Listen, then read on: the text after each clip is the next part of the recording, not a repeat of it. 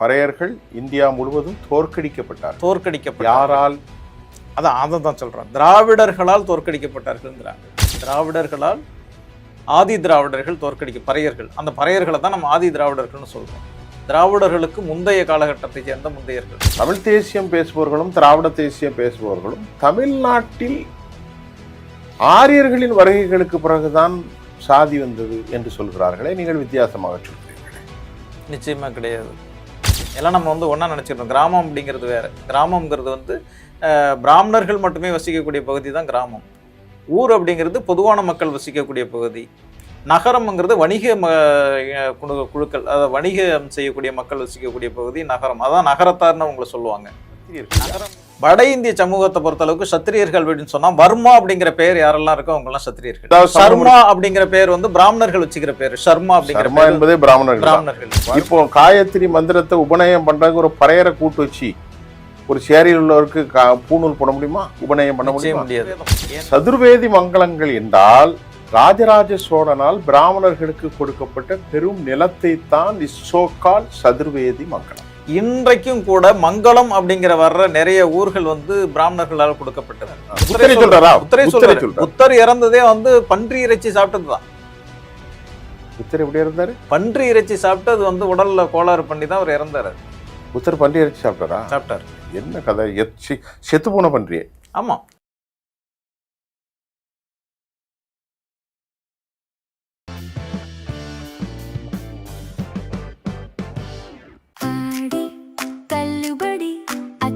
பேரும் அல்லம்படி 6 முதல் 60% வரை ஆடி தள்ளுபடியுடன் சூப்பர் சரவணா ஸ்டோர்ஸ், சென்னை, மதுரை, கோவை. உலகத் தமிழர்கள் அனைவரையும் எம் தொலைக்காட்சியினுடைய வரலாற்று எம் டீகோடிங், இது ஒரு வரலாற்று களப்பதிவில் நம்முடைய வரலாற்று ஆய்வாளர் தோழர் சிராஜுத்தீன் அவர்களை நான் சந்திக்கின்றேன். கடந்த முறை உங்களுக்கு ஆரியர்களுடைய மேலாண்மை குறித்தும் அவர்களின் இந்திய வரலாறு குறித்தும், யார் திராவிடர்கள், திராவிட கலாச்சாரங்கள் குறித்தும் பேசினோம். இந்த தொடர் அமர்வில் இன்று பூர்வ குடிகளின் வரலாற்றை நாம் பேசப் போகிறோம். கொஞ்சம் புரிதல் திரு சிராஜுத்தீன் அவர்கள் என்னோடு பேசும்போது சொன்னார். ஒரு சிறிய விளக்கம்.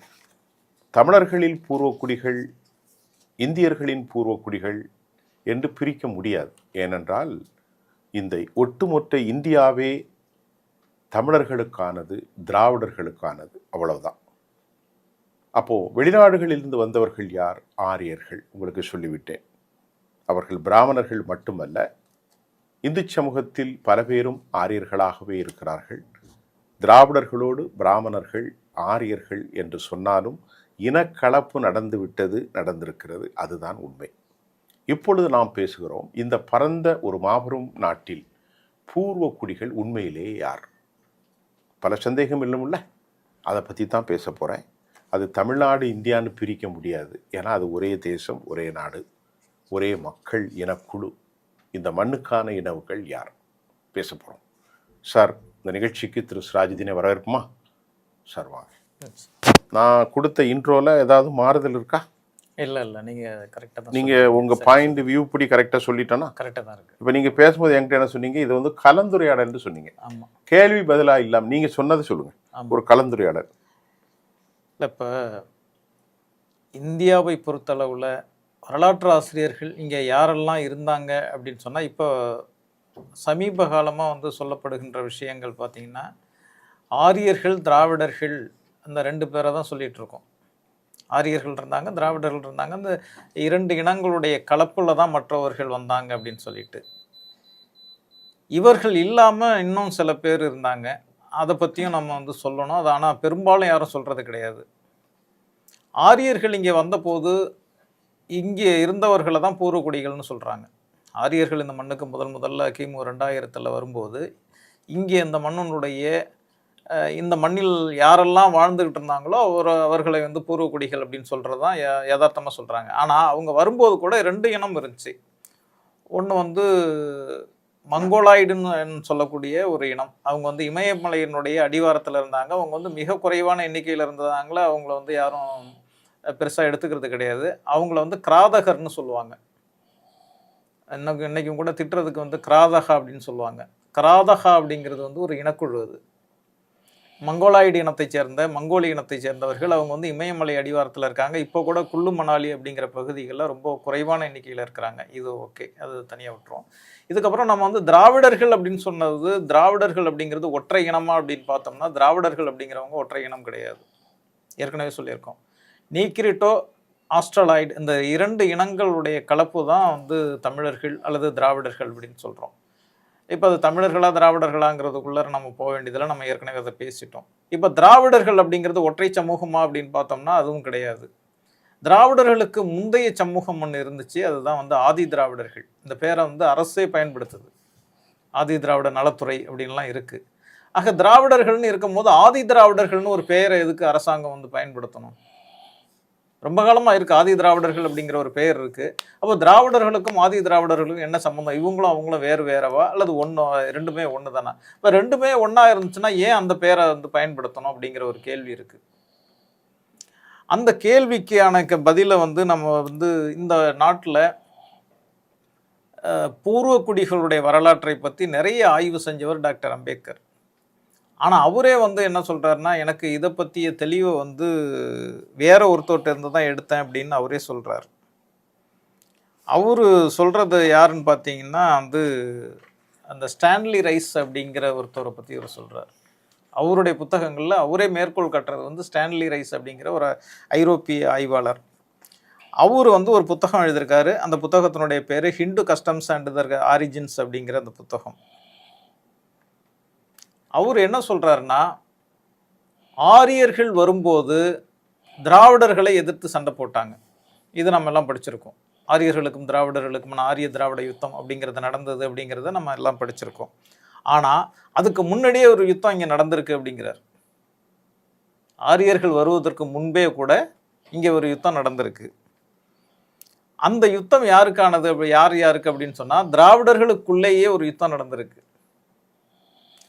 இன்றைக்கு ஒரு விஷயத்தை வந்து பார்க்கலாம். இந்த ஒடுக்கப்பட்ட சமூகம்னு சொல்லக்கூடிய தாழ்த்தப்பட்ட மக்கள் இந்தியா முழுவதும் இருக்கிறாங்க. அவங்க வந்து ஏறக்குறைய வந்து மொத்த மக்கள் தொகையில் 25% பேர் அவங்க தான். 20லேருந்து 25% பேர் இருக்காங்க. பல பிரிவுகளாக இருக்காங்க. பல பிரிவுகளாக இருந்தாலும் வந்து எல்லாருக்குமே வந்து சமூக ரீதியாக ஒரே மாதிரியா தான் பல பெயர்களால் இருக்காங்க. பெயர்களால் இருக்காங்க. மகாதலித்து, தலித்து, வால்மீகி, பறையர்னு சொல்றாங்க, அருந்ததின்னு சொல்றாங்க, பல்லர்கள்னு சொல்றாங்க. ஆமாம், புரிந்து கொள்வதற்கு பெயர்கள் வந்து வேற வேறவா இருந்தாலும் கூட அனைவரும் தலித்துகள்ங்கிற தலித் அப்படிங்கிற பெயரே வந்து சமீப 90க்கு பிறகுதான் வைக்கிறாங்க. அது எதுக்குன்னா ஒரு பொது பெயர் வேணும். பொது பெயர் வேணும். இப்போ தலித் அப்படின்னு சொன்னா அப்ரஸ்டு, அது வந்து ஒரு மராட்டிய ஒடுக்கப்பட்டவர்கள் ஒரு மராட்டிய சொல். அது வந்து அம்பேத்கருடைய 100ஆண்டு விழாவுக்கு அதனுடைய தொடர்ச்சியாக அந்த பெயரை வந்து கொடுக்குறாங்க. அது இப்போ இன்னைக்கு நிறைய பேர் இந்த தலித்துங்கிற பேரை நாங்கள் ஏன் ஏற்றுக்கணும் அப்படின்னு சொல்லிட்டு அதுக்கு எதிராக பேசக்கூடியவர்கள்லாம் கூட நம்ம பார்க்குறோம் இருக்கிறாங்க. ஆனால் நம்ம சொல்ல வர்றது, இந்த சமூகங்கள் வந்து இந்தியா முழுவதும் ஒரே மாதிரியாக இருக்காங்க. நாங்கள் வேற ஜாதி, எங்களுக்கு வந்து நாங்கள் வந்து தமிழ்நாட்டில் இருக்கிறவங்க வேற, ஆந்திராவில் இருக்கிறவங்க வேற, மாலாதிகா, வந்து கோலி இப்படின்ட்டு நிறைய பேர்கள், மகர் நிறைய இருக்கு. இப்போ மகாராஷ்டிரா அப்படிங்கிற பெயரே வந்து மகர் அப்படிங்கிற ஒரு இனத்துக்கானது தான். மகர் ராஷ்டிரம். அம்பேத்கர் மகர் தானே? மகர் தான். அந்த மாநிலத்தினுடைய பெயரே அந்த இனத்தினுடைய பெயர்ல இருந்து வர்றது தான். மகர் தான் மகாராஷ்டிரா. மகர் ராஷ்டிரம். மகாராஷ்டிரா மகால்ல மகர் ராஷ்டிரம். அவங்க வந்து அவங்களுக்குன்னு ஒரு தனி ரெஜிமெண்டே இருந்துச்சு, மகர் ரெஜிமெண்ட் அப்படின்னு சொல்லிட்டு. நம்ம இதை பேசுகிற ஒரு சின்ன குறுக்கீடு சுராஜிதி. அடுத்து இந்த பேர்கள் மாறினதை பற்றி ஒரு தலைப்பு பேசுவோம். இப்போ இதை தொடருங்க. இப்போ இந்த திராவிடர்கள் வரும்போது அவங்களுக்குள்ள ஒரு சண்டை நடந்திருக்கு அப்படிங்கிறத வந்து இவர் எழுதுறாரு. அவர் என்ன எழுதுறாரு, அவருடைய வார்த்தைகளே சொல்கிறேன். ஏன்னா நாம சொல்கிறதுங்கிறது வந்து ஏதோ சொல்கிறதா சொல்லக்கூடாது அப்படிங்கிறதுக்காக அவருடைய வார்த்தைகளை சொல்கிறேன். Thus the Dravidans applied to the Parayans the same test which the Aryans are assumed to have applied to the conquered inhabitants. They reduced them to the position officers and assigned to them those duties which it is thought beneath their own dignity to perform, nor was marriage the only consideration. இதில் அவர் என்ன சொல்கிறார் அப்படின்னா, பறையர்கள் தோற்கடிக்கப்பட்டார்கள். பறையர்கள் India முழுவதும், இவர் சொல்றது வந்து தமிழ்நாட்டுக்கு சொல்லலை, இந்தியா முழுவதும். இது யாரு சொல்றது? இதை சொல்றவர் வந்து ஸ்டான்லி ரைஸ் அப்படிங்கிறவர், ஃபாரினர், ஐரோப்பியர். அவர் வந்து Hindu customs and their origins அப்படிங்கிற புத்தகத்துல பறையர்கள் இந்தியா முழுவதும் தோற்கடிக்கப்பட்டார். யாரால்? அதை தான் சொல்றேன், திராவிடர்களால் தோற்கடிக்கப்பட்டார்கள்ங்கிறாங்க. திராவிடர்களால், ஆதி திராவிடர்கள் பறையர்கள். அந்த பறையர்களை தான் நம்ம ஆதி திராவிடர்கள்னு சொல்றோம். திராவிடர்களுக்கு முந்தைய காலகட்டத்தை சேர்ந்த முந்தையர்கள். இதுக்கு வந்து அம்பேத்கர் என்ன விளக்கம் சொல்றாருன்னா, ஆரம்ப காலத்துல இனக்குழுக்கள் இருந்தாங்க, இனக்குழுக்களாக இருந்தாங்க. இந்த இனக்குழுக்கள்ங்கிறது வந்து ஒவ்வொன்றும் வந்து ரத்த வழி சம்மந்தப்பட்டவங்க தான் ஒன்றா சேர முடியும், குழுவாக இருப்பாங்க. இப்போ இன்றைக்கும் கூட கிராமங்களில் பங்காளி குழுக்கள்னு சொல்லுவாங்க. என்னுடைய பங்காளிகள் இவங்கெல்லாம் ஒரு குடும்பமாக இருப்பாங்க. பங்காளிகளுக்குன்னு தனியாக தெய்வங்கள் இருக்கும், அது வந்து குலதெய்வம்னு சொல்லுவாங்க. இப்படி வந்து இந்த இனக்குழுக்கள் இருந்த காலகட்டங்களில் நாடோடிகளாக இருந்த, நான் சொல்கிறது வந்து நாடோடி காலம். இதுக்கு விளக்கம் வந்து அம்பேத்கர் சொல்லியிருக்கார், அவருடைய 10வது வால்யூமில் அவர் சொல்லியிருக்காரு. அந்த நாடோடிகள் காலத்தில் என்ன பண்ணுறாங்க, வந்து ஒவ்வொரு இனக்குழுக்கள் இருக்குது. அப்படி இனக்குழுக்கள் இருக்கும்போது அதில் வந்து ஒரு சட்டன் இனக்குழு வந்து முதல்ல நாகரிகம் அடைய தொடையுது. நாகரிகம் அடைய தொடையுது அப்படின்னு சொன்னால் என்னன்னு கேட்டிங்கன்னா, நாடோடிகளாக இருந்தவர்கள் முதல்ல நிலையமர்ந்த குழுக்களாக மாறுறாங்க. அது வரைக்கும் நாடோடிகளாகவே இருந்தவங்க ஒரு இடத்துல வந்து நிலையமர்ந்த குழுக்களாக மாறுறாங்க. இதுதான் முதல் நாகரிகம். அப்படி நிலையமர்ந்த குழுக்களாக அவங்க மாறினதுக்கு பிறகு எல்லாமே மாறல, ஒரு சில குழுக்கள் மட்டும்தான் மாறினுச்சு. ஒரு சில குழுக்கள் அப்பவும் நாடோடிகளாகவே இருந்தாங்க. அப்படி முதல்ல நாடோடிகள்ல இருந்து நிலையமர்ந்த குழுக்களாக மாறியவர்கள் தான் இந்த அபாரிஞ்சிஸ் அப்படின்னு சொல்லக்கூடிய இந்த ஆதி திராவிடர்கள். இவர்கள் நிலையமர்ந்த குழுக்களாக மாறிட்ட பிறகு இவர்களைத்தான் வந்து நாடோடிகளாக இருந்த திராவிடர்கள் வந்து அடித்து துரத்துனாங்க. எப்படி துரத்துனாங்கன்னா, நாடோடிகள்கிட்ட ஒரு வழக்கம் உண்டு. என்ன வழக்கம்னு சொன்னால், அவங்க வந்து உணவு தேவைக்காக வந்து வேட்டையாடிக்கிட்டே போயிட்டே இருப்பாங்க. போகிற இடங்கள்லாம் வேட்டையாடுவாங்க. இப்போ வேட்டைக்காக வேண்டி தான் அவங்க இடம்பெயர்ந்து போயிட்டே இருப்பாங்க. இப்போ அவங்களுக்கு ஒரு இடத்துல வந்து ஒரே இடத்துல உணவு தேவைக்கான எல்லா பொருளும் ஒரு இடத்துல வந்து மொத்தமாக கிடைக்கிது. ஏன்னா இவங்க ஏற்கனவே வந்து நிலையமர்ந்த குழுக்களாக மாறிட்டதுனால இவங்க என்ன பண்ணிட்டாங்க, இவங்க வந்து கால்நடைகளை வந்து வளர்க்க ஆரம்பிச்சிட்டாங்க. இதுதான் அந்த நாகரிகத்தினுடைய ஆரம்ப கட்டங்கிறது. வந்து குடிசை போட்டு ஒரு இடத்துல தங்க ஆரம்பிச்சிட்டாங்கன்னா அதுக்கப்புறம் அவங்க வேட்டை விலங்குகளை வந்து வீட்டிலேயே வளர்க்க ஆரம்பிச்சிருவாங்க. இப்போ வேட்டையாடுறதுக்கான அந்த கருவிகளை அவங்க விட்டுட்டாங்க. இப்போ வேட்டையாட அவசியம் இல்லை அவங்களுக்கு நிலம் இருக்குது. அதுக்கப்புறம் வந்து அந்த கருவிகள், அந்த வேட்டை விலங்குகளை வந்து வீட்டிலே பழக்கிக்கிட்டாங்க. தேவைப்பட்டு அதை வந்து அவங்க சமைச்சு சாப்பிட்டுக்கலாம். அப்படி ஒரு சூழ்நிலை வந்ததுக்கு பிறகு நாடோடி குழுக்களாக அங்கேருந்து வர்றவங்க என்ன பண்ணுறாங்க, இங்கே ஒரே இடத்துல மொத்தமாக எல்லாம் இருக்கிறத பார்க்குறாங்க. இப்போ நம்ம அந்த வேட்டைக்காக வேண்டி, உணவுக்காக வேண்டி எங்கேயோ தேடிக்கிட்டு அலையிறத விட மொத்தமாக இருக்க அவங்கள்ட்டேருந்து அடித்து பிடிங்கலாங்கிற மாதிரி அடித்து பிடிங்கிட்டாங்க. இது இப்போ நடக்குது. அப்படி அடித்து பிடுங்கிட்டு இவங்களை என்ன பண்ணிட்டாங்க, துரத்தி விட்டாங்க. இப்படி துரத்தப்பட்டவர்கள் இருக்காங்க இல்லையா, அப்படி துரத்தப்பட்டவர்கள் என்ன பண்ணிட்டாங்க, அந்த அப்போ காலத்தில் என்ன ஒரு வழக்கம் இருந்துச்சுன்னு சொன்னால், நாடோடி காலத்தில் 2 இனக்குழுக்களுக்கு இடையில சண்டை நடந்து அதில் வந்து அந்த இனக்குழுக்கள் வந்து தோற்கடிக்கப்பட்டவங்களை வந்து கொன்னுடுறது வழக்கம் அப்போ. ஆனால் இப்போ என்ன பண்ணாங்க, எழுதப்படாத ஒரு ஒப்பந்தம் அவங்களுக்குள்ள வருது. என்ன ஒப்பந்தம்னு சொன்னால், நீங்கள் வந்து வேற ஒரு இனக்குழு, நாங்கள் உங்களை தோற்கடித்த மாதிரி வேற ஒரு குழு வந்து எங்களை வந்து தோற்கடிச்சிட்டு போயிடக்கூடாது அப்படிங்கிறதுக்காக வேண்டி அவங்களை என்ன பண்ணாங்க, ஊரினுடைய எல்லைப்புறங்களில் அவங்களை வாழ அனுமதிக்கிறாங்க. அப்படி அனுமதிக்கும் போது உங்களுக்கான உணவு தேவைகளை நாங்களே பார்த்துக்கிறோம் அப்படின்னு சொல்லிட்டு அப்படி தான் வந்து சேரிகள் உருவானுச்சு அப்படிங்கிறார். அவர் என்ன இதுக்கான காரணம் என்ன சொல்றாருன்னா, இந்தியா முழுவதுமே ஒரே மன்னர்கள் ஆட்சியில் இருந்தது கிடையாது. அப்படி இருக்கிற போது சேரிகள் மட்டும் ஒரே மாதிரி இந்தியா முழுவதும் இருக்கு, அதை யார் உருவாக்கி இருக்க முடியும்? அப்ப ஏதோ ஒன்று வரலாறு நடந்திருக்கு இல்லையா? இந்தியா முழுவதும் ஒரே மன்னருடைய ஆட்சிங்கிறது இல்லை. அப்படி இல்லாத போது சேரிகள் மட்டும் இந்தியா முழுவதும் ஒரே மாதிரி எல்லா ஊர்கள்லையும் வந்து ஊர் ஒரு பகுதியாக இருக்கும், ஊருக்கு வெளியில் சேரிகள் இருக்குது அப்படின்னு சொன்னால் அது என்ன காரணம்? இதுதான் இருக்க முடியும் அப்படிங்கிறார். ஆக்சுவலி சேரிகளுக்கு சேர்ந்து வாழுதல் என்று சொல்லப்படுகிறது. அதில் எந்த அளவுக்கு உண்மைங்கிறது தெரியல. ஆனால் அது ஒரு காலனியாகத்தான் இருக்கிறது.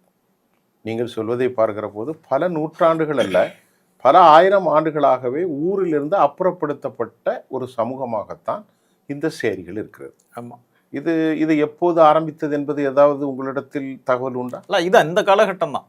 திராவிடர்கள், ஆரியர்கள் வருவதற்கு முன்பாக இங்கே வந்து திராவிடர்கள் வந்து நாடோடிகளாக இருந்த காலகட்டங்களில் ஆதி திராவிடர்கள் என்று சொல்லப்படக்கூடிய அந்த மக்கள் வந்து நிலையமர்ந்த குழுக்களாக மாறுகிறார்கள். அப்படி மாறுகிற போது நாடோடிகளாக இருந்த திராவிடர்கள் அவர்களை வந்து அவங்க மேல தாக்குதல் தொடுத்து தோற்கடிக்கிறார்கள். அப்படி தோற்கடிக்கப்பட்டு ஊருக்கு ஒதுக்குப்புறமா அவங்கள வந்து வாழ அனுமதிக்கிறாங்க. அப்படி நிற்கதியான வாழ அனுமதிக்கப்பட்டவர்களுக்கான உணவு தேவைகளை இவங்களே எடுத்துக்கிறாங்க. நாங்கள் வந்து இதை வந்து அவரு மட்டும் சொல்லல, இன்னொருத்தரும் சொல்லியிருக்காரு. பார்த்தீங்கன்னா ஆபே துபே அப்படிங்கிற இந்த ஆய்வாளரும் அதே தான் சொல்றாரு. Throughout the whole India the pariahs are looked upon as slaves by other caste and are treated with the great harshness. இது வந்து Hindu manner customs and ceremonies அப்படிங்கிற புத்தகத்தில் இவரும் அதான் சொல்கிறார். இதே மாதிரி ஒரு வந்து சண்டை நடந்திருக்கு. இதில் வந்து அந்த அபாரிஞ்சஸ் அப்படிங்கக்கூடிய இந்த பறையர்கள் வந்து இந்தியா முழுவதும் இருந்திருக்காங்க. இப்படி தான் வந்து அவங்க வந்து ஒதுக்குப்புறங்களில் வந்து ஒதுக்கப்பட்டார்கள்.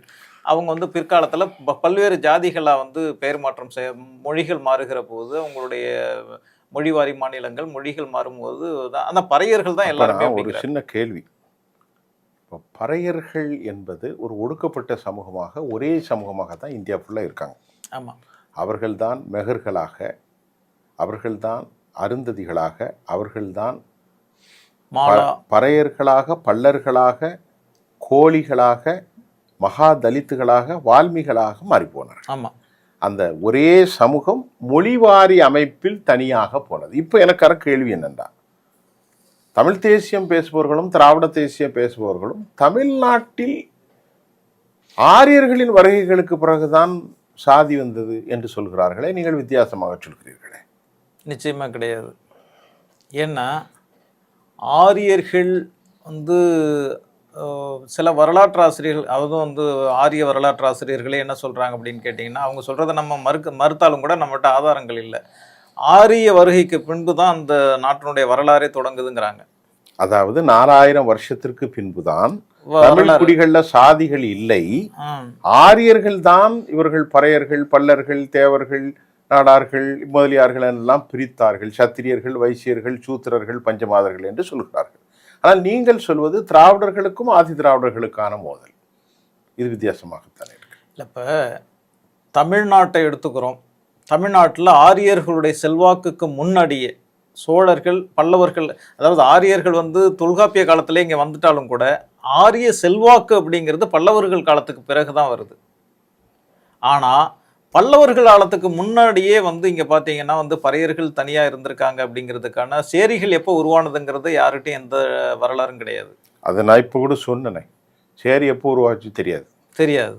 ஆக சேரி இருக்கானா பல நூற்றாண்டா சேரி இருக்கு, யாரு உருவாக்குனான்னா தெரியாது. சரி, தமிழ்நாட்டுல தான் இப்படின்னு சொன்னா இந்தியா முழுவதும் அப்படிதான் இருக்கு. காரணி இந்தியா முழுவதும் இருக்கு, இந்தியா முழுவதும் இருக்கு, பீகார்ல இருக்கு, எல்லா மாநிலங்களும் அப்படிதான் சரி இருக்கு. ஆனா ஒவ்வொரு பேர்ல இருக்கும், ஒவ்வொரு பேர்ல இருக்கு. பேர்கள் தான் வேறுபடுமே தவிர விஷயம் ஒண்ணுதான், ஒரே கண்டென்ட் தான், ஒரே இதுதான், ஒரே மாதிரி தான் இருக்கும். நீங்கள் மகாராஷ்டிராவில் போய் பார்த்தாலும் சரி, அல்லது வந்து வங்காளத்தில் போய் பார்த்தாலும், மேற்கு வங்காளத்தில் பார்த்தாலும் சரி, பீகாரில் பார்த்தாலும் சரி, எல்லா பகுதிகளிலும் சேரிகள் ஒரே மாதிரியாக தான் இருக்கும், ஊருக்கு ஒதுக்குப்புறமாக தான் இருக்கும்.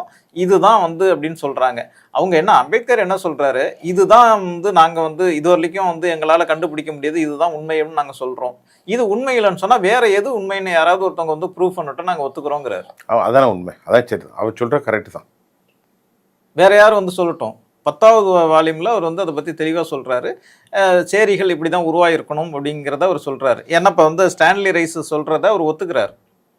ஸ்டான்லி ரைஸ் ஒருத்தர், இன்னொருத்தர் சொன்னீங்க, இன்னொருத்தர் வந்து ஆபே துபே அப்படிங்கிறவர். ஆபே துபே, ஆமா, ரெண்டு பேருமே யூரோப்பியர்களா?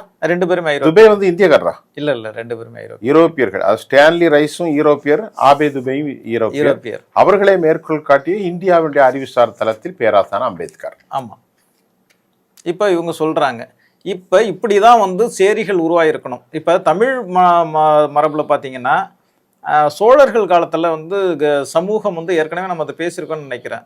ஊர் தனியாக இருந்துச்சு, சேரி தனியாக இருந்துச்சு, நகரங்கள் தனியாக இருந்துச்சு. ஊருங்கிறது வேறு, சேரி வேறு, நகரம் வேறு. எல்லாம் நம்ம வந்து ஒன்றா நினச்சிருக்கோம். கிராமம் அப்படிங்கிறது வேறு. கிராமங்கிறது வந்து பிராமணர்கள் மட்டுமே வசிக்கக்கூடிய பகுதி தான் கிராமம். ஊர் அப்படிங்கிறது பொதுவான மக்கள் வசிக்கக்கூடிய பகுதி. நகரம்ங்கிறது வணிக குழுக்கள், அதாவது வணிகம் செய்யக்கூடிய மக்கள் வசிக்கக்கூடிய பகுதி நகரம். அதான் நகரத்தார்னு அவங்கள சொல்லுவாங்க.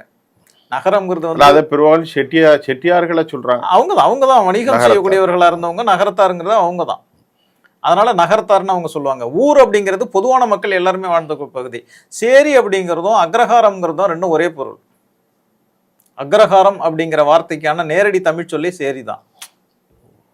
அக்ரஹாரம் என்பது சமஸ்கிருத மொழி கலப்பு மொழி, சேரி என்பது தமிழ். தமிழ். ஆனால் ரெண்டும் ஒரே அர்த்தம் தான். ஒரே பொருள். அக்ரஹாரம் என்றாலும் சேரி என்றாலும் ஒரு அர்த்தம் தான். அதாவது தனித்த குடியிருப்பு, தனி குடியிருப்பு, தனி குடியிருப்பு, காலனி. காலனி. ஆனால் அக்ரஹாரம் என்றால் அது ஒரு அடையாளப்படுத்தி விட்டது பிராமணர்கள். அக்ரஹாரம் வந்து தனித்து தான் இருக்கும். மற்றவங்கள்ட்ட இருந்து வராது, மத்த வரமாட்டாங்க. மற்றவர்கள்ட்ட இருந்து ஒதுங்கி அவங்க வந்து மற்றவர்களை ஒதுக்கி வச்சு தங்களை மட்டும் தனியா வச்சுக்கிறதுக்குன்னு ஒரு பகுதி வச்சிருப்பாங்க. அது அக்ரஹாரம். சேரியும் தனியா தான் இருக்கும். அதுக்கு என்ன வித்தியாசம்னு சொன்னா, சேரிகள் வந்து பள்ளமான பகுதியில் நெருக்கமான பகுதியில் இருக்கும், அக்ரஹாரங்கள் மேடான பகுதிகளில் இருக்கும், கொஞ்சம் விசாலமா இருக்கும். ஆனா ரெண்டுமே வந்து பொருள் ஒண்ணுதான். சேரிகள், அதாவது அந்தனச்சேரி, பார்ப்பனச்சேரிங்கிற பேரே உண்டு. பார்ப்பனச்சேரி, பறையர்ச்சேரி, பறைச்சேரி, பார்ப்பனச்சேரி, யவனச்சேரி, நிறைய சேரிகள் இருக்கு. நல்ல அது பறைச்சேரிமாங்க. கிராமத்துல நான் சொல்றேன், நம்ம சகோதரர்களுக்கு தெரியணும். பறைச்சேரிக்கு போயிட்டு வரேம்மா கிராமங்கள்ல. ஆமா, பார்ப்பனச்சேரி என்று சொல்வதில்லை, சொல்றதில்லை. அது கொஞ்சம் அவமானமாக பார்ப்பதால அக்ரஹாரம் போறேன். யவனச்சேரின்னு இருந்திருக்கு. யவனச்சேரி, யவனர்கள் வந்த பகுதி வந்து யவனச்சேரி. யவனர்கள். அவர்கள் யார்? யவனர்கள் அது நம்ம வேற தலைப்பா பேசுவோம், அது பெரிய சப்ஜெக்ட். அது நம்ம அப்ப யவனச்சேரி, பறைச்சேரி, பார்ப்பனச்சேரி, புலைச்சேரி, புலையர்கள் வாழ்ந்த பகுதி. அது வந்து கேரளாவில் இருக்கு புலைச்சேரி. அப்புறமா அந்தணர்கள் வாழ்வது அக்ரஹாரம், பறையர்கள் வாழ்வது பறைச்சேரி, புலைச்சேரி, யவனச்சேரி. பேசுங்க. இப்படி இந்த சேரிகள்ங்கிற வார்த்தை வந்து தமிழ் இலக்கியங்கள்ல ஆரம்ப கால இலக்கியங்கள்லயே இருக்கு. அப்ப அவங்க தனியா வாழ்ந்திருக்காங்கிறதுக்கான ஆதாரங்கள் இதுல கிடைக்குது. இப்ப இடைக்காலத்துலதான் சாதி வந்துச்சு, இடைக்காலத்துலதான் வந்து அந்த மக்கள் தனியா போனாங்கன்னு சொன்னா எந்த காலத்துலன்னு சொல்லி ஆகணும். நம்ம வந்து சங்க காலத்துல இருந்து தமிழர்களுடைய வாழ்வியலை பத்தி நிறைய பதிவுகள் வந்து சங்ககால இலக்கியங்கள்ல சொல்லப்பட்டு வந்திருக்கு. ஆனா எந்த காலத்திலையும் வந்து அவங்க வந்து இந்த மக்களோட சேர்ந்து இருந்தாங்க அப்படின்னோ, அல்லது வந்து இந்த மக்கள்ல இருந்து அவங்க பிரிஞ்சு இந்த காலத்துலதான் போனாங்க அப்படிங்கிறதோ எந்த இதுவுமே கிடையாது. ஆனா நீங்க சொல்றதை பார்த்தா ஆண்டாண்டு காலமாக இந்த சேரி வாழ் மக்கள் ஒடுக்கப்பட்டு கொண்டே தான் இருக்கிறாங்க. ஆமா, அது 1 வருஷம் 2 வருஷம் 5 வருஷம் 7 வருஷம் 500 வருஷம் 1000 2000 5000 தெரியல. ஆனால் பல ஆயிரம் ஆண்டுகளாக அவர்கள் சேரிகளாகத்தான் இருக்கிறார்கள், ஒடுக்கப்பட்டு கொண்டே தான் இருக்கிறார்கள். இடைக்காலத்துல ஒரு சில பகுதிகளில் செல்வாக்கு மிக்கவர்களாகவும் ஒரு சில பேர் இருந்திருக்காங்க. அது சொல்ல முடியாது. இல்ல, ஒரு சிலர் இருப்பது எக்ஸெப்ஷன். நான் சொல்றது ஒட்டுமொத்த சமூக. இல்ல அந்த ஒரு சிலரை வச்சுதான் வந்து அப்படி இது வந்து அப்படிலாம் கிடையாது, அவங்க வந்து மன்னர்களா இருந்தாங்க, ஆளும் பரம்பரையா இருந்தாங்க அப்படின்லாம் ஒரு இதை சொல்லி இதை வந்து மறைக்க பாக்குறாங்க. சரி, ஒட்டுமொத்த சமூகமும் ஒடுக்கப்பட்டது தான். ஒடுக்கப்பட்டது. வேற என்ன சொல்ல போறீங்க? இதை பாத்தீங்கன்னா இந்த இதுல வந்து இந்த ஆதாரங்கள் அடிப்படையில பாத்தீங்கன்னா திராவிடர்கள் அப்படிங்கிற அந்த மக்கள் இருக்காங்க இல்லையா, அந்த திராவிடர்களால அவங்க வந்து ஒடுக்கப்பட்டாங்கிறத அவர் தெளிவா சொல்றாரு. they were not the races conquered by Aryans. Parians belonged to the aborigines who were conquered by the Dravidans, and being of a different race, they were not admitted to the Teuton or similar clans with which marriage is always intimately connected, since the world have led the free intercourse and the gradual degradation of the race. அவர் தெளிவா சொல்றாரு, இவர்கள் வந்து ஆரியர்களால வெல்லப்பட்டவர்கள் கிடையாது, திராவிடர்களால வெல்லப்பட்டவர்கள். இதுக்கு ஒரு சின்ன உதாரணம். பலரும் கூட இன்னைக்கு திராவிடர்கள் தமிழர்கள் சொல்லி ஆரியர்களை மட்டுமே குறி வைக்கிறாங்க. அது தவறு. பறையர்களுக்கும் பல்லர்களுக்கும் ஆரியர்களை விட இந்த ஆரியர்களும் ஒரு காலத்தில் இருக்கலாம், அது ஈஸியாக இவர்களுக்கு நம்ம மறக்க முடியாது. ஆதிக்க சாதிகள் தான் இன்னைக்கு படுகொலைகள் நடந்து கொண்டிருக்கிறது. அவர்கள் திராவிடர்கள் தானே? ஆமா, திராவிடர்கள் தானே பறையர்களை கொள்கிறார்கள். நான் கேட்கறதுக்கு பதில் சொல்லுங்க. ஆமா ஆமா, அது இன்றைக்கும் கண்ணால் இருக்கிறது, அன்றைக்கும் இருந்தது. இதுல இன்னும் ஒண்ணு இவங்க சொல்றாங்க, இங்க வந்து நாங்க இதோட சேர்ந்துதான் இருக்கோம்னு சொல்லிட்டு, தாழ்த்தப்பட்டவர்கள் இந்துக்களே கிடையாது சட்டப்படி. இந்துக்கள் என்பது ஒரு இல்ல வார்த்தைகளா வரையறுக்கப்பட்ட போதும் கூட இப்போ அவங்க வந்து ரிக்வேதத்துல 10வது மண்டலம் 90வது ஸ்லோகத்துல சொல்றாங்க. அதுலதான் வந்து இந்த புருஷ சூக்தம் சொல்றாங்க. அந்த புருஷ சூக்தத்துல கூட 4 வருணங்கள் தான் சொல்றாங்க. அந்த 4 வருணங்களையும் தாழ்த்தப்பட்டவர்கள் இவங்க கிடையாது. 4 வர்ணங்கள்னா பிராமணர்கள், சத்திரியர்கள், சூத்திரர்கள், பஞ்சமர்கள், இல்ல Sorry. பிராமணர்கள், சதுர்வர்ணம் மயாசிருஷ்டம்னு சொல்லுவாங்க பகவத்கீதை. பிராமணர்கள், சத்திரியர்கள், வைசியர்கள், சூத்திரர்கள். சத்திரியர்கள் போர்க்களத்திற்கு, பிராமணர்கள் அந்தணர்கள் பக்திக்கு, சத்திரியர்கள் போர்க்களத்திற்கு, வைசியர்கள் வியாபாரத்திற்கு, சூத்திரர்கள் மற்ற பணிகள் செய்யக்கூடியவர்கள். சூத்திரர்கள் இதுல முதல் 3 வருணம் மட்டும் பாத்தீங்கன்னா துவி ஜாதிகள்னு சொல்லுவாங்க, இருபிறப்பாளர்கள். முதல் 3 வருணங்கள், அதாவது பிராமணர்கள், சத்திரியர்கள், வைசியர்கள் 3 பேரும் இருபிறப்பாளர்கள். கடைசி ஒரு பிறப்பாளர், அது சூத்திரர்கள். இதுல தாழ்த்தப்பட்டவர்களே கிடையாது இந்த கேட்டகரியில. இந்த கேட்டகரியில் இருக்கிற அந்த 3ல உள்ள சாதியை சொல்லுங்களேன், மக்களுக்கு கொஞ்சம் சேர்த்துரும். ஒண்ணு பிராமணர்கள் அப்படிங்கிறது அதை விட்டுருங்க, வைதிகர்கள், அதுதான் பிராமணர்கள் சொல்லிட்டோம். இல்ல இதுல ஏன் அந்த குழப்பம் வருதுன்னு சொன்னா, தமிழ்நாட்டுக்கு பிராமணர்கள் மட்டும்தான் வந்தாங்க, சத்திரியர்களும் வைசியர்களும் இங்க வரல. சரி, சத்திரியர்கள் யார்? சத்திரியர்கள் அப்படிங்கிறது போர் தொழில் செய்யக்கூடியவர். யார் சத்திரியர்கள் வட இந்தியாவில் இருக்காங்க, இங்க கிடையாது, தமிழ்நாட்டுல கிடையாது. தமிழ்நாட்டுக்கு வந்த ஆரியர்கள் பிராமணர்கள் மட்டும்தான். சத்திரியர்களும் வரல, வைசியர்களும் வரல. இங்க இருக்கிற ஒரு சில மன்னர்களை சத்திரியர்கள்னு பெயர் சூட்டிக்கிட்டாங்க. அதனால இவங்க சத்திரியர்கள்னு சொல்லிக்கிட்டாங்க. வட இந்திய சமூகத்தில் மக்களுக்கு தெளிவுபடுத்துறேன், சத்திரியர்கள் யார்? வட இந்திய சமூகத்தை பொறுத்த அளவுக்கு சத்திரியர்கள் அப்படின்னு சொன்னா வர்மா அப்படிங்கிற பேர் யாரெல்லாம் இருக்கோ அவங்க எல்லாம் சத்திரியர்கள். வர்மாங்கிற பேர் இன்னமும் இருக்கும், இன்னைக்கு இருக்கதான் இருக்குதான். சரி, அப்படி ஏதாவது சர்மா அப்படிங்கிற பேர் பிராமணர்கள் வச்சுக்கிற பேர். சர்மா என்பதே பிராமணர்கள். வர்மா என்பது வைசியர்கள் குப்தா, தத்தா அப்படிங்கிற பேர் எல்லாமே வைசியர்கள். இன்னைக்கு இருக்கிற குப்தாக்கள் எல்லாமே தத்தா. அப்படி என்றால் தமிழ்நாட்டில் வைசியர்களாக செட்டியார்களை சொல்கிறார்கள், நகரத்தார்களை சொல்கிறார்கள். அவர்கள் யார்? இல்ல இவங்க பிற்காலத்துல இவங்களே வச்சுக்கிட்டது, இவர்கள் வைத்து கொண்டது இல்லையா? அப்ப நீங்க சொல்றது குப்தா, தத்தா, வர்மா இருபிறப்பாளர் மட்டும்தான் வைசியர்களாகவோ சத்திரியர்களாகவோ இருக்க முடியும். அந்த இருபிறப்பாளருடைய தகுதியே அவங்க உபநயனம் செய்யப்பட்டவர்களாக இருக்கணும். உபநயனம்ங்கிறது பூநூல் போட்டுக்கிறது. இப்போ வர்மாக்களும் பூநூல் போடுகிறார்கள், பிராமணர்களும் பூநூல் போடுகிறார்கள், குப்தாக்களும் போடுகிறார்கள். இங்க இருக்கிற செட்டியார்களும் போடுகிறார்கள், ஆசாரி விஸ்வகர்மாவும் போடுகிறார்களே. அதுதான் சொல்றேன், பூநூல் மட்டும் கிடையாது. பூநூல்ங்கிறது ஒரு அடையாளம். ஆனா அதுக்கு என்ன பொருள் அப்படின்னு சொன்னா, உபநயனம் பண்ணணும். உபநயனம்ங்கிறது காயத்ரி மந்திரத்தை ஓத ஆரம்பிக்கிறதுக்கு பேர் தான் உபநயனம்ங்கிறது. இப்போ காயத்ரி மந்திரத்தை உபநயம் பண்றாங்க, ஒரு பறையரை கூட்டு வச்சு ஒரு சேரியில் உள்ளவருக்கு பூநூல் போட முடியுமா? உபநயம் பண்ண முடியாது. ஏன்னா தமிழ் ஜாதிகள்ல யாருக்குமே உபநயனம் பண்ற அனுமதி கிடையாது. ஒருத்தனுக்குமே தகுதி இல்லை, அனுமதி கிடையாது. ஏன் அனுமதி கிடையாதுன்னா, அது வேதங்களை ஓதுறதுக்கே உங்களுக்கு அனுமதி கிடையாது. காதுல என்னத்தை காட்சி ஊத்தணும், அது உண்மைதானா? ஆமா, அது மனுஸ்மிருதியில. அப்ப நீங்க சொல்றத பார்த்தா நம்ம நேயர்களுக்கு குழப்பமில்லாம சொல்லணும். நேயர்களுக்கு சொல்ல வேண்டியது, இந்த வரலாற்றுல வடநாட்டில் வந்த பிராமணர்களை தவிர இன்னைக்கு தமிழ்நாட்டில் இருக்கிற எவரும் சத்திரியரும் அல்ல, வைசியரும் அல்ல. இதோட நாம சொல்ல கே.கே. பிள்ளை சொல்லியிருக்கார், தமிழ் வரலாற்று ஆசிரியர் கே.கே. பிள்ளை சொல்றார். கே.கே. பிள்ளை இன்னொருத்தர் யாரு? கே.கே. பிள்ளை தான். கே.கே. பிள்ளை சொல்லியிருக்காரு, டாக்டர் ராசமாணிக்கனார் சொல்லியிருக்காரு, நிறைய சொல்லியிருக்காங்க. இவங்க தான் தமிழ்ல தமிழ் வரலாறு எழுதினவங்க, இவங்க தான் சொல்றாங்க. என்னமோ நாங்கெல்லாம் சத்திரிய குடின்னு இருக்காங்களா? இல்ல இது எப்போ வந்துச்சுன்னு சொன்னா சோழர்கள் காலத்துக்கு பிறகு வந்ததா சொல்றாங்க. அதுவும் என்ன சொல்றாங்கன்னா, திரும்ப இந்த செய்திகள்ல நம்ம முன்னாடி சொல்லியிருக்கோம், மன்னர்களை மட்டும்தான் அவங்க சத்திரியர்கள் ஆக்குனாங்க. அவங்க திருமண உறவு செய்து கொண்ட மற்றவர்களை கூட அவங்க ஆக்கல. இப்ப ராஜராஜ சோழன் இருக்காருன்னா ராஜராஜ சோழனை மட்டும்தான் சத்திரியன் ஆக்குறாங்க. ராஜராஜ சோழனுடைய திருமண உறவுல இருந்த மற்றவர்களை கூட அவங்க ஏத்துக்கல. இது அவங்கள்ட்ட சில விஷயங்களை பெறுவதற்காக பிராமணர்களால செய்யப்பட்ட அவர் கொடுத்த ஏராளமான நிலங்கள், அந்த சலுகைகள், அதாவது மங்களங்கள்னு சொல்லுவாங்க. என்ன மங்களங்கள்? சதுர்வேதி மங்களங்கள். சதுர்னா 4 வேதம். சதுர்வேதி மங்களங்கள் என்றால் ராஜராஜ சோழனால் பிராமணர்களுக்கு கொடுக்கப்பட்ட பெரும் நிலத்தை தான் சோகால் சதுர்வேதி மங்களம். இன்றைக்கும் கூட மங்களம் அப்படிங்கிற வர்ற நிறைய ஊர்கள் பிராமணர்களால் கொடுக்கப்பட்டது. மங்களாபுரம், மங்களம் அப்படிங்கிறது. அதே மாதிரி பிரம்மதேயங்கள், சதுர்வேதி மங்களங்கள் அப்படின்ட்டு நிறைய பேர்கள் அதை கொடுத்தாங்க. இதெல்லாம் வந்துச்சு. இந்த காலகட்டங்களில் இவங்க சொல்ற மாதிரி அந்த இங்க இருக்கிற பிராமணர்கள் மட்டும்தான் இங்க வந்தாங்கிறத ஏற்கனவே நிறைய பேர் சொல்லிட்டாங்க. நம்ம சொல்லல, நீங்க ஆய்வு பண்ணி பார்த்தீங்கன்னா, தமிழருடைய வரலாறு ஆய்வு பண்ணி பார்த்தீங்கன்னா தெரியும். ஆனா இவங்க சொல்றதுக்கெல்லாம் எந்த ஆதாரமும் இல்லை.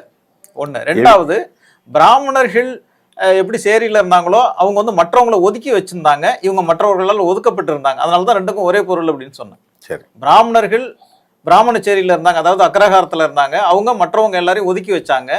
இவங்க இந்த சேரியில பறைச்சேரியில இருக்கக்கூடியவர்கள் மற்றவர்களால் ஒதுக்கப்பட்டவர்களாக இருந்தாங்க. இது வந்து நந்தனார் காலத்துல இருந்தே இருக்கு. சரி. நந்தனாருடைய காலம். சரி.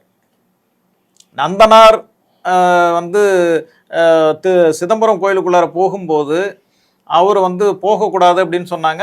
அதுக்கான நம்ம தனியா பேசுவோம். அது ஆக இந்த சேரி அப்படிங்கிறது இந்தியா முழுவதும் இருக்கு. வேற வேற பேர்கள்ல இருக்கு. இந்தியா முழுவதும் ஒரே மாதிரியா இருக்கு. ஒரே மாதிரிதான். சரி.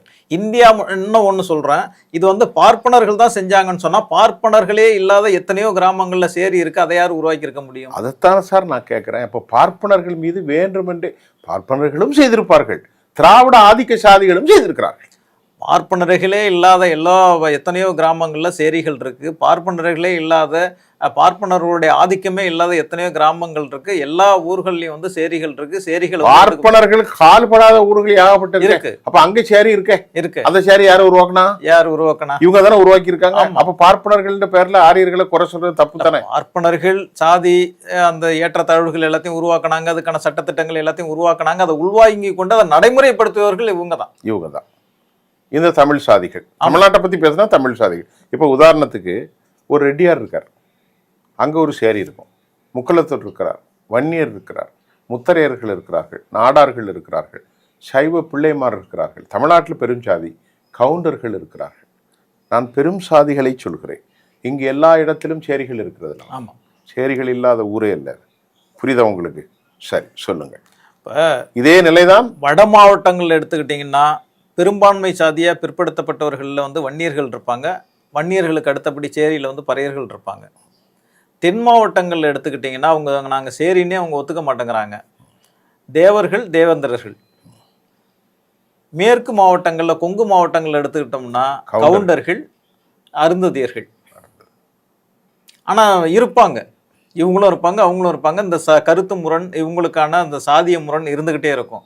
ஆனா இவங்க வந்து பல பேர்கள்ல வந்து இல்ல, நாங்களும் உயர்ந்தவர்கள், அவங்க தேவர்கள்னா நாங்க அவங்க சொல்ல தேவேந்திர குல வேளாளர்கள்ங்கிறாங்க இல்லையா? பள்ளத்தில் விவசாயம் செய்தால் பல்லர்கள். அது சரிதானா? சரிதான். வேளாளர் அப்படிங்கிறது வெள்ளத்தை ஆளக்கூடியவர்கள், வேளாண்மை செய்யக்கூடியவர்கள்ங்கிறதா சரிதான். ஆனா இங்க விவசாயம் வேளாண்மை செய்யக்கூடியவர்கள் யாரா இருந்தாங்க? பறையர்கள்லயே வந்து கிட்டத்தட்ட 80க்கும் மேற்பட்ட சாதிகள் இருந்ததா சொல்றாங்க. பறையர்கள்ல தமிழ் சாதிகள், தமிழ் பறையர்கள்லயே வந்து தெலுங்கர்கள் இருக்காங்க, மலையாளிகள் இருக்காங்க. அதுல வந்து வள்ளுவர்னு புரோகிதம் பண்ணக்கூடிய ஒரு பிரிவு இருக்கு, வள்ளுவர்கள்னே. வள்ளுவர் சாதி, வள்ளுவப்பறையன் சொல்லுவாங்க. அவர் திருவள்ளுவர் அதை சார்ந்தவர். அவர்கள் புரோகிதம் செய்வார்கள். புரோகிதம் யாருக்கு செய்வார்கள்? பறையர்களுக்கு. அதைத்தானே சொல்லுங்க. அதாவது பிராமணர் எல்லா இடத்திலும் புரோகிதம் செய்வார். ஆனால் வள்ளுவப்பறையன் பறையர்கள்ட்ட மட்டும் தானே செய்ய முடியும். ஒரு சமூகத்துக்கான ஒரு ரெட்டியார் வீட்டிலேயே, ஒரு நாடார் வீட்டிலேயே, ஒரு புள்ளமார் வீட்டிலேயே, ஒரு பிராமணர் வீட்டிலேயே போய் வள்ளுவப்பறையன் புரோகிதம் ஓத முடியாது. இன்னமும் கூட பறையர்கள் வீட்டுல ஏதாவது விசேஷம் நடந்தனா வள்ளுவரை கூப்பிடுங்கன்னு சொல்லுவாங்க. இப்பவும். ஆனா இன்னொரு விஷயம், அந்த வள்ளுவர்கள் கூட சாதாரண பறையர் வீட்டுல தண்ணி கூட குடிக்க மாட்டாங்க இது வரைக்கும். அவனுக்குள்ள ஒரு ஒடுக்குமுறை. ஆமா, பறையர்களுக்குள் பறையன் பெரிய ஜாதி அப்படிங்கிறது என்னையா இது இன்ட்ரெஸ்டா போயிட்டு இருக்கு. ரைட், நம்ம நேர்களை பார்க்கட்டு. தங்களான் பறையன்னு ஒருத்தவங்க இருக்காங்க. என்ன பறையன்? தங்களான். திரைப்படம் கூட வந்துச்சு, தங்களான் அப்படின்ட்டு. தங்களான் ஒரு படம் வந்துச்சு. அது பறையர்கள்ல ஒரு பிரிவு. கோலியர் அப்படின்னு சொல்லுவாங்க. அதுக்கு தமிழ்நாட்டுல கிடையாது, பீகார்ல தானே இருக்கு. யாரு? கோலியர் பறையர். தமிழ்நாட்டிலே இருக்காங்க. தமிழ்நாட்டில இருக்கலாம். கோலியர் பறையன்னு சொல்லுவாங்க. அவங்க வந்து நெசவு தொழில் செய்யக்கூடியவங்க. இப்ப எல்லாமே மாறி போய் வந்துருச்சு. ஆனா அந்த பேர்கள் இன்னமும் இருந்துகிட்டு தான் இருக்கு. சரி. இப்படி இது வந்து இந்தியா முழுவதுமே இவங்க இருந்தாங்க. கோலி அப்படிங்கிற பேர் வந்து வட இந்தியாவில் வந்து பிரபலமான பேரு. கோலி அப்படிங்கிற, அதைத்தான் நான் சொல்றேன். கோலிங்கிற முக்கியமான ஜாதி. கோலிய பறையன்கிறது தமிழ்நாட்டில் இருக்கு. கோலி பறையர் இருக்கு. அதுக்கான ஆதாரமும் இருக்கு, புத்தகங்களே இருக்கு அதுக்கானது. சரி. ஆக இது வந்து ஆரியர்கள் வருவதற்கு முன்பே வந்து தனிமைப்படுத்தப்பட்டாங்க. திராவிடர்களால் தோற்கடிக்கப்பட்டவர்கள், அதுதான் ஆதி திராவிடர்கள் அப்படிங்கிறதுக்கு ஆதாரங்கள் இதுதான் நம்ம சொல்லியிருக்கோம். ஆதி திராவிடர். ஆதி திராவிடர். ஆதி திராவிடர். அந்த வார்த்தை இப்படிதான் வருது. அப்ப திராவிடர்கள் வெர்சஸ் ஆதி திராவிடர். ஆதி திராவிடர்கள் இது வந்து ஆரம்பத்துல இருந்தவங்க. இப்ப ஆரிய திராவிடம், இப்ப ஒரு சந்தேகம் வரலாம். இப்ப திராவிடர்கள் வந்து ஆரியர்களுக்கும் திராவிடர்களுக்கும் சண்டை நடந்த போது இவங்க என்ன பண்ணாங்க? ஏன்னா இவங்களை வந்து எல்லை பாதுகாவலர் தான் வச்சிருந்தாங்க. யார? ஆதி திராவிடர். ஆதி திராவிடர் தோற்கடிச்சிட்டு அவங்க நாகரிகம் அடைந்தோன்னா அவங்க உள்ளார வந்தாங்க, எல்லாத்தையும் பிடிச்சிட்டாங்க, அவங்கள தோற்கடிச்சு வெளியில அனுப்பிட்டாங்க. அது புறஜாதிகள் சொல்லுவாங்க, அவுட்காஸ்ட் அப்படின்னு சொல்லுவாங்க. அவுட்காஸ்ட். அவுட்காஸ்ட் அப்படின்னா புறஜாதிகள், சிதறுண்ட ஜாதிகள் அப்படின்னு சொல்லுவாங்க. அவங்க வந்து வெளியில இருப்பாங்க, ஊருக்கு ஒதுக்குப்புறங்கள்ல அவங்கள குடியமர்த்திட்டாங்க. அப்படி குடியமர்த்தினதுக்கு பிறகு அவங்களுக்கு எதுக்காக குடியமர்த்தினாங்க அப்படின்றவங்க, உங்களுக்கு சாப்பாடு கூட நாங்கள போடுறோம், பறைத்துடுவைன்னு பேரு தமிழ் இலக்கியத்துல இருக்கு. என்ன பேரு? பறைத்துடுவை. துளுவை. துடவை. துடவை. அதுக்கு என்ன அர்த்தம்னா அவங்களுக்கு சாப்பாடு போடுவாங்க, சோறு போடுவாங்க. பறையர்கள் சோறு வாங்க போவாங்க. யார் வீட்டுல? வேற திராவிடர்கள்ல. ஆதி திராவிடர்கள், ஏனைய திராவிடர்கள். ஆமா. அல்ல ஆரியர்கள்ட்டயா? திராவிடர்கள். திராவிடர் ஆரியர்களுக்கு இவங்களுக்கு சம்பந்தமே கிடையாது. சம்பந்தமே கிடையாது. சரி. ஆரியர்களுக்கும் ஆதி திராவிடர்களுக்கும் எந்த சம்பந்தமும் கிடையாது. இப்ப நான் உங்கள்கிட்ட கேட்கிறேன், இப்ப நீங்க திராவிடர்களும் போது தெலுங்கு இனமும் இதுல வந்துருது, வருது. கன்னட இனமும் வந்துருது, ஆமா, மலையாளமும் வந்துருது. தமிழ் என்று சொல்ல முடியாது. எல்லாம் ஒண்ணுதானே. இப்போ ஆதி குடிகள் எப்படி இருந்தது, ஆதி குடிகளால் எப்படி பறையர்கள் சேரிக்கு ஒதுக்கப்பட்டது என்பதை பார்க்கின்ற போது இப்ப தமிழ் குடிகள்ல இருக்கும், எல்லா குடிகளும் வந்துடும், மலையாள குடிகள் வந்துடும், ஆந்திர குடிகள் வந்துடும். அப்படித்தானே? ஆமா, அதானே உண்மை. ஆமா. நாயுடு வந்துருவாரு, ரெட்டியார் வந்துருவாரு, அங்க யார் வந்துருவாரு? நம்ம கேரளாவில் இருக்கக்கூடிய அவர் பேர் நாயுடு இல்ல, அங்க பேர் ஒரு சமூகம் உண்டு, மேனன் வந்துருவாரு. நிறைய பேர் இருக்கு. இதெல்லாம் இன்னொரு மிக முக்கியமான ஒக்காலிகான் ஒரு சமூகம் இருக்கு. மிக முக்கியமான ஒரு வரலாறு இருக்கு. இவங்க எல்லாம் ஒரு காலகட்டங்கள்ல வந்து பௌத்தத்தை ஏத்துக்கிட்டாங்க. யாரு? ஆதி திராவிடர்கள்னு சொல்ல. ஆதி திராவிடர்கள் எல்லாமே வந்து இப்ப 2000 வருஷம் தானே.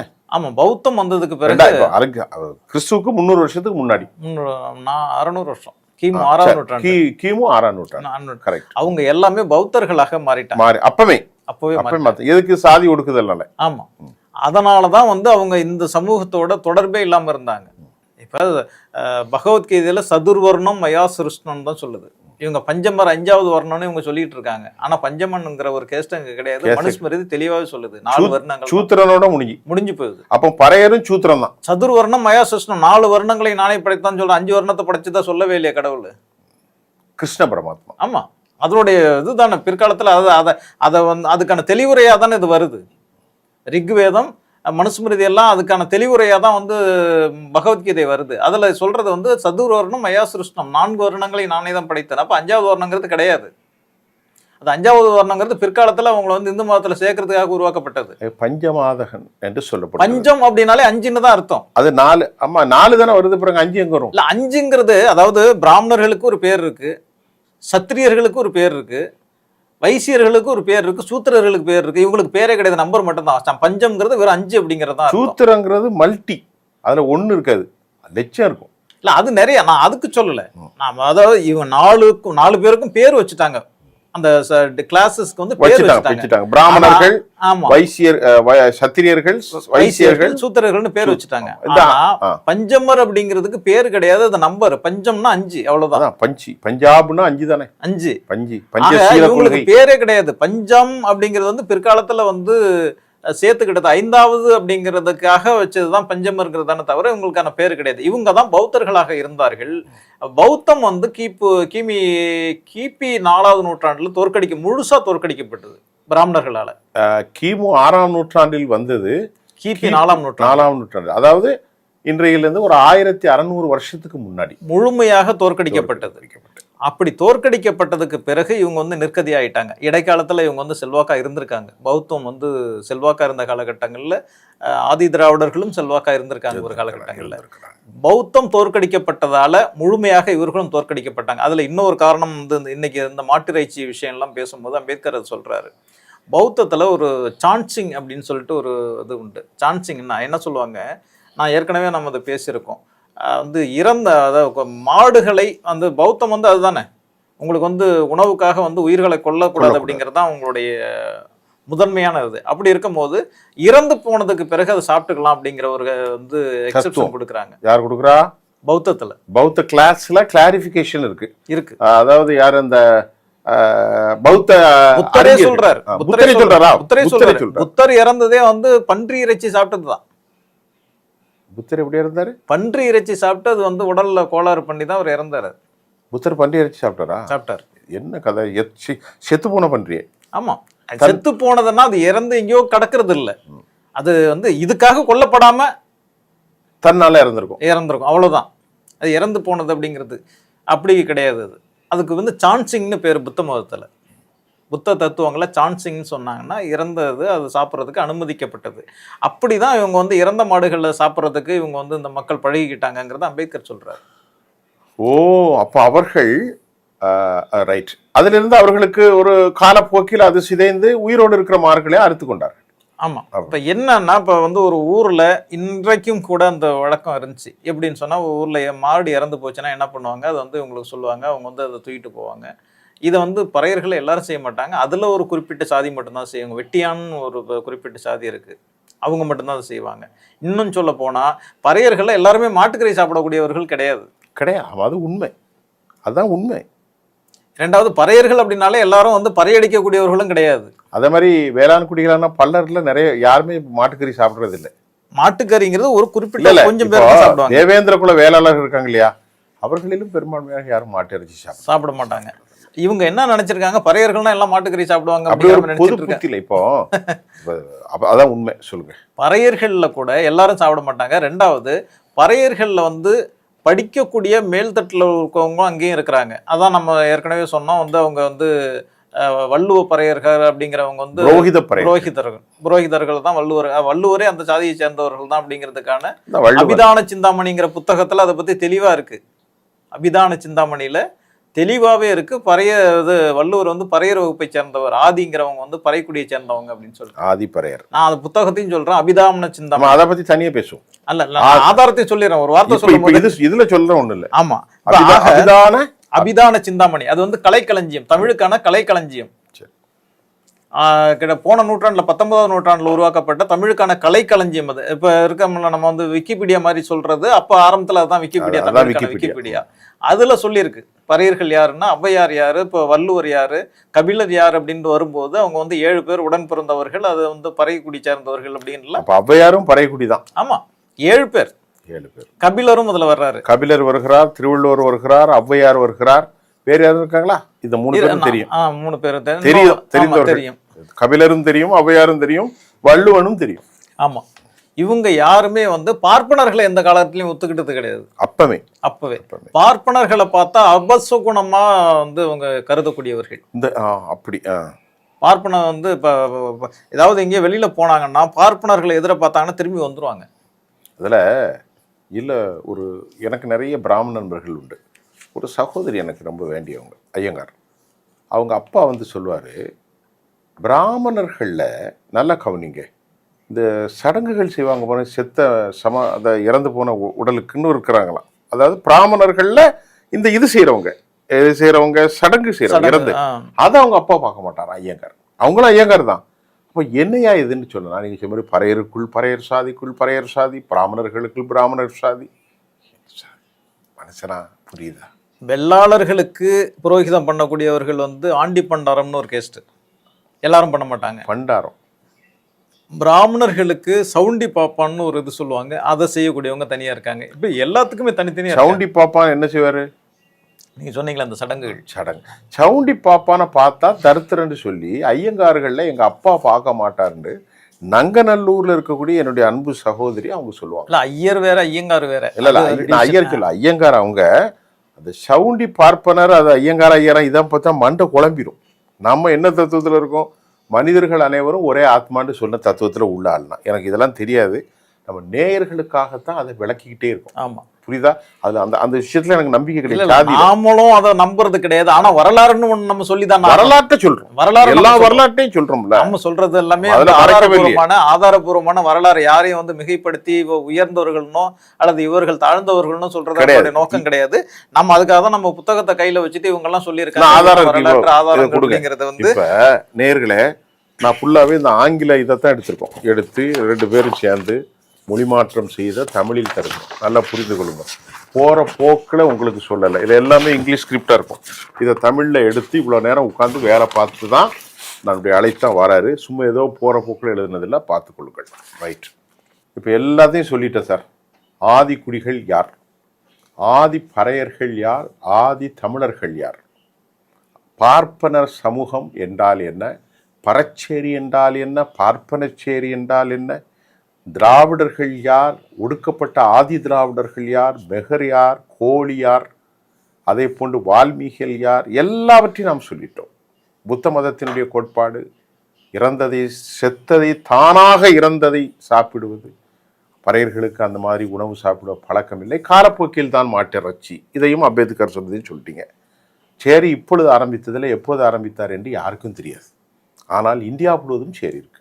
பெங்காலி சேரி, தமிழ் சேரி, கன்னட சேரி, மகாராஷ்டிர தேவி, பீகாரி சேரி, யூபி சேரி, சேரி இருந்து கொண்டே இருக்கிறது. இது ஆரியர்கள் ஆரம்பித்ததா? இல்லை. தமிழர்களாக சொல்லக்கூடிய திராவிடத்திலும் திராவிடர்களே ஆதி திராவிடர்களை ஒதுக்கி சேரியை வைத்திருக்கிறார். நிறைய விஷயம் சொல்லிட்டோம்ல, ஆமா போதும்னு நினைக்கிறேன். போதும். ஏன்டா இவ்வளோ நேரம் போட்டு பேசிக்கிட்டு இருக்கீங்கம்பாங்க. அதனால ஆதாரத்தோடு நம்ம தொடர்ந்து இன்னும் அடுத்த வாரம் நம்முடைய டீகோடிங் எம் தொலைக்காட்சிக்காக தோழர் சிராஜுதீனோடு முகமுகமாக பேசுவோம். நிகழ்ச்சிக்கு வந்ததுக்கு ரொம்ப நன்றி சார்.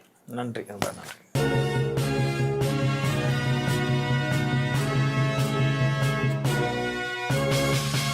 ஆடி தள்ளுபடி அத்தனை பேரும் அல்லும்படி 6 முதல் 60% வரை ஆடித் தள்ளுபடியுடன் சூப்பர் சரவணா ஸ்டோர்ஸ், சென்னை, மதுரை, கோவை.